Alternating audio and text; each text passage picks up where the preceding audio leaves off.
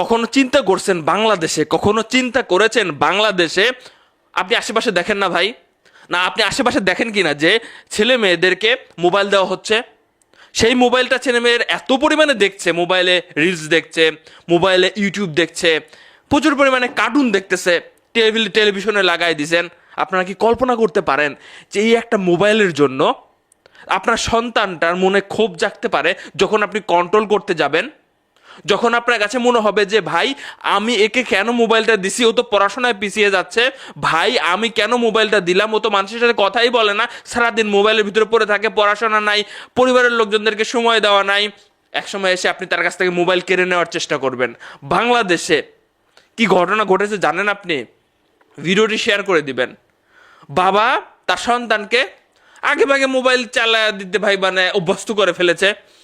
মানে আপনি কল্পনা করতে পারেন যে বাবা হয়ে মানে সন্তান তার বাবাকে না ফেরার দেশে পাঠায় দিবে এই মোবাইলকে জাস্ট কেন্দ্র করে, মোবাইলের গেমকে কেন্দ্র করে। কোন দিকে যাচ্ছেন আপনি, কি করতেছেন একটু ভাববেন ভাই। মানে সন্তানকে ইফতারের পরে দেখতেছে মোবাইল গেম খেলতেছে, কি পরিমাণে বুঝতেই পারতেছেন সে মোবাইল চালায়, তার কাছ থেকে মোবাইলটা নিয়ে নিছে।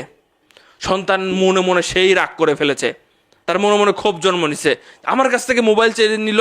ভাই হাবজি কাবজি নামে একটা সিনেমা আছে বুঝছেন, দেখবেন সিনেমাটা। সিনেমার মধ্যে দেখানো হয়েছে যে একজনকে আপনি মোবাইল দিয়ে ছোটবেলা থেকে যদি আপনি বড় করতেছেন, পরবর্তীতে আপনি যদি মনে করেন যে আমি হুট করে তার কাছ থেকে মোবাইল কেড়ে নিব, সে আপনাকে শত্রু ভাববে, সে আপনাকে শত্রু ভেবে আপনাকে ওপারেও পাঠায় দিতে পারে।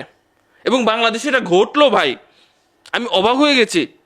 এটা মেসেজ আপনার আশেপাশে এমন মানুষ আছে না, কমেন্ট বক্সে লিখবেন।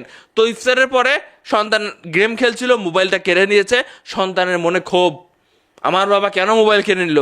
মানে বুঝতে পারতেছেন, এই যে এই ছেলেটা, সে তার বাবা যখন নামাজ পড়তেছিল সে পিছন দিক থেকে গিয়ে আঘাত করেছে।